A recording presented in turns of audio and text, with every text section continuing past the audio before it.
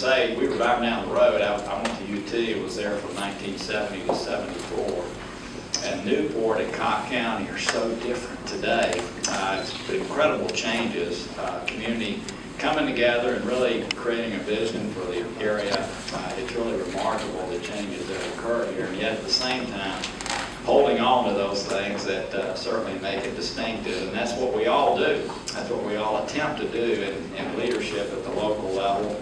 Being mayor of a city was something that I think I've enjoyed. I enjoyed more than anything I've done in life, and obviously the spirit that exists here, the culture that exists here, the desire to improve is certainly very evident. Let me just mention three things briefly. First of all, obviously big turmoil on both sides of the aisle as it relates to how we got to where we got to nominee-wise. And I don't come to, I don't come to these events to talk about partisan issues at all. Actually, I don't go to any events to do that. But, the observation is obviously the country's going through change, and concern exists with people economically. And I think it's the economic issues that have driven so much of the turmoil that's taking place. I was just talking to a gentleman in the men's room about his business. That's what we do in the men's room. But I was just at the last event talking a little bit about the changes that have happened in the economy. I remember when I got going as a young man in business, building small projects, and eventually we ended up building them all across the country, but really building $17,000, $18,000 projects. And I remember driving down the road, and I'd have to stop at a payphone to make a call to my office and hope that the line wasn't busy and you actually got someone on the phone or they hadn't stepped out to do something. And just the efficiency of operating was so difficult. And then I had one of those big bricks in the middle of the car. I don't know if y'all remember. If you sat in exactly the right place, you could get a signal and talk to someone. And I remember we used to do everything by FedEx in those days. We'd send contracts out, and it would take 2 weeks to get a signed contract. Remember, you'd redline the contract, you'd send it to the other person, they'd send back changes. It would take a couple of weeks just to execute a contract. And of course today, you wake up and gosh, you can almost do one on this, and you can sign it on this. You can talk to anybody in the world on this. And I just speak to that to say the world's changed rapidly, and obviously what's happened is it's upset very much the workforce. It's changed the way people are viewing the future in many cases, and actually, and I know you're dealing with it here in Corker County, people who've done all the things they thought were the right things to do in life, went to high school, some places sometimes 2 years of college or 2 years of community school, the jobs that they used to be able to do are changing. You think about right now, Volkswagen came in to see me about 3 months ago and said they were going to build a driverless car, which was neat for the Chattanooga plant that we have here in Tennessee. But then you think, and then they came up about 3 weeks ago and actually took me out in Washington on one of the interstates in this driverless car. For what it's worth, it didn't really work. They're developing it. But the point is, think about it. So then truck drivers, the next 10 years, 18-wheelers are not going to be driven by truck drivers anymore. But the world's changing, and people see the future. If they're concerned about whether their kids are going to have a better economic future than their own. We've had difficulty with transitions, and yet in Tennessee here, there's so many jobs that are open and available, and yet employers can't find people in many cases to fill them. And so that uncertainty is really creating tremendous turmoil, and we've seen it play out. Secondly, this unfortunately is not creating turmoil. I wish that it was. And that's the issue of our fiscal issues. I mean, it's like the country's asleep. No one cares anymore about the fact we have $19 trillion in debt. 100 trillion, this number boggles your mind and you can't even grasp it, but $100 trillion in what's called unfunded liabilities, where we've made commitments to people that we cannot pay for. Our people, by the way. We're not talking about the other country, we're talking about our citizens. And And yet, these national polls that they do, and you see the candidates, or even one of the presidential candidates even discussing the issue, not even on the radar screen, because nobody cares about it. I mean, politicians talk about things people care about, and nobody cares about it. And by the way, it's painful to talk about. I mean, you start talking about the solutions, which I actually like to do. I went around, I was up here, I think, several years ago with charts showing how to solve the problem, but it deals with difficult issues that have to be addressed as a nation. And in spite of what I mentioned earlier about, a lot of things had occurred in Washington, more so than people think, over the last 9 months in a positive way, this issue isn't addressed. It's the biggest issue. And until we deal with this issue, to me, we're still failing in our work to make sure that the country is on stable footing. It is abject generational theft. I'm sorry for us just to continue along and not deal with this issue and cause younger generations to have this incredible burden they're going to have, but again, not being addressed in any way. And then the last thing that obviously is, and I'm thankful in many ways, this has come into the forefront during this race. This is one that is in the forefront, and that is, what is America's role in the world going to be? I'm chairman of the Foreign Relations Committee.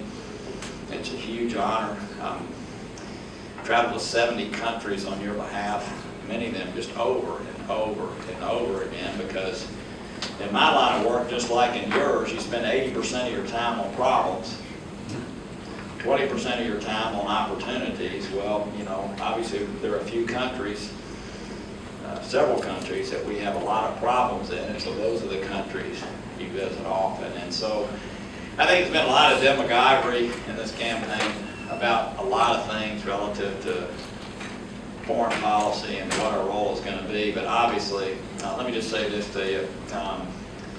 While we do not need to be and are not the world's policemen, we don't need to be that. I can just tell you this, the world is not going to be the kind of world we wish for it to be without our leadership.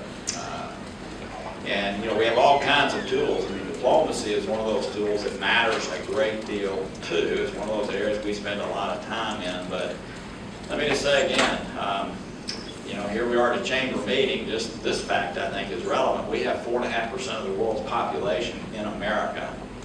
Think about that, 4.5% of the world's population, that's it. And yet we have 22% of the world's gross domestic product. In other words, we have 22% of the world's wealth and ability to produce. And so, being able to deal with people around the world is important to us. It's important to people here in Cobb County. We want to make sure the rules of doing that work in a way that are good for U.S. citizens. But our involvement in the world is not only something that enhances our security, makes the world a better place over time, causes the world to evolve in a more positive way. It also, believe it or not, affects us relative to economic issues. So I just want to close by my opening comments by thanking you. It's a huge privilege to do what I do. I had no idea when I was up here in 04 and 05 and 06 running for office that somehow or another I'd end up in the place that I am. And again, it's just such a privilege to be able to serve you in the way that I do, but also to be able to come to a meeting like this and have this many people here. And so with that, so that I can talk about what you want to talk about, I'm going to stop. First of all, it's as you know, it's not a federal issue, it's a state issue, right? So your state government, and we have what we call LEAs all across our state. You have one here. That's an issue between the people of our state and our government. I will just tell you this, and I'm on the other side of that issue, and that, down in New Orleans, after the tremendous disaster that occurred down there, with the flood that took place and all the lives that were lost and the devastation, there was in order to try to get things going again, charter schools were introduced, and it's just been amazing as far as the student achievement goes. In our own city of Chattanooga, we do have some new charter schools that are starting up. They're using old vacant buildings that are not utilized in other places. And you know, I had a group of young African-American students in my office just before I left, and, you know, the opportunities that they had as a result of this were different than otherwise might have been the case. So look, but at the end of the day, as your United States Senator, you have more say-so over than I do. It's a local issue between school boards and the state government. I just think what happens when you have a monopoly like that, you can end up, I think that having competition in education personally is a good thing, and so on this issue, we would just have to disagree. Friendly to the government of Libya that have been based, you know, the ISIS coalition that we thought was 5,000 or 6,000 strong dissipated pretty quickly. We still have about 1,000 folks there. We thought we were going to hit them about 100 days ago. And they were out in training camps out away from the city. It would have been a time when we could have just mauled the heck out of them because they were out away from urban populations. But the administration decided to wait until there was a more unified government and we were actually divided in. And in fairness, it was legally the right thing to do. In other words, you know, you have to be, you're supposed to be invited in by other governments to bomb people. So to make a long story short, we're finally doing what we need to be doing, and in fairness, the local militias there have done a pretty good job in weeding out. So that's what's happening in Libya. I opposed our intervention in Libya. I thought that it was not well thought out. Gaddafi had given up his weapons of mass destruction. And I thought the message, he was a terrible guy, okay? We could have pushed back without taking him out and negotiating a way for him to get out of there over time. But, you know, he did away with his weapons of mass destruction, and so we killed him. I say this to point out that it sends a message to people around the world that when you negotiate with us and you do away with the very thing that keeps us from being able to take you out, and we take you out, you understand? So I had an issue with it. But Libya has been ungovernable for the last 4 years. I was there 2 weeks after Benghazi. I've been to countries all around it since. The weapons caches that have just been distributed in Tunisia and Algeria and Mali, I mean, it's just destabilized the region. And so finally, in fairness, Libya's back to a place that it could have been 4 years ago and is moving ahead and in a really unorthodox, unorganized way. But I think we're going to have some success in CERP. As it relates to Turkey, Erdogan, how many of y'all have been to Turkey? Not that many. And probably not a good time to go. But Turkey is a beautiful, beautiful country. And up until about 4 or 5 years ago, was a model of a country, much like you're doing here, model economic development-wise, a model of a country as it relates to really moving ahead. You know, it was built, Ataturk, which was the modern George Washington of Turkey, wanted the country to be very secular in nature. In other words, not oriented towards religious hierarchy within the government. And he was very successful, and Erdogan came along, the current president, and began in that way. What he's been doing over the last 4 or 5 years is very different. I was with him not long ago, and he's taken the country into a very Islamic direction and is becoming very autocratic. And this last coup attempt that occurred actually made him stronger, much stronger. He's weeding out military commanders that don't agree with him. He's doing away with thousands and thousands of judges who think will rule in ways that are not appropriate to him. So it's taken a really bad turn. I know there were concerns. I got some emails from constituents about Incirlik, the Air Force base that we're flying our missions in Syria out of. There was nothing really happened there, but people were concerned that maybe they were beginning to threaten U.S. soldiers, if that's what you're asking about.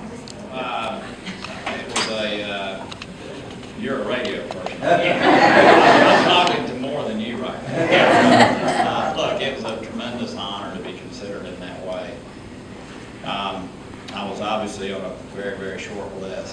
but I just felt like I know who I am. I'm 63 years old. I know what I'm hopefully somewhat good at and somewhat not good at, and I just view that I'd be much better.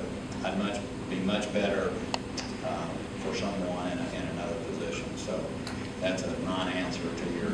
I love talking about it. Love seeing cities and counties taking those things into their hands. When I left as mayor, the incoming mayor that came in, I had a meeting with him and I said, look, I loved doing all of these things in our community that we were able to do over the last 4 years. I've done nothing more meaningful in my life. But just remember, the men and women in uniform out there, if they don't have the support that they need, if the morale is down because of poor leadership or whatever, they don't feel supported, somebody in our community is being hurt unnecessarily, harmed. Their life is being altered.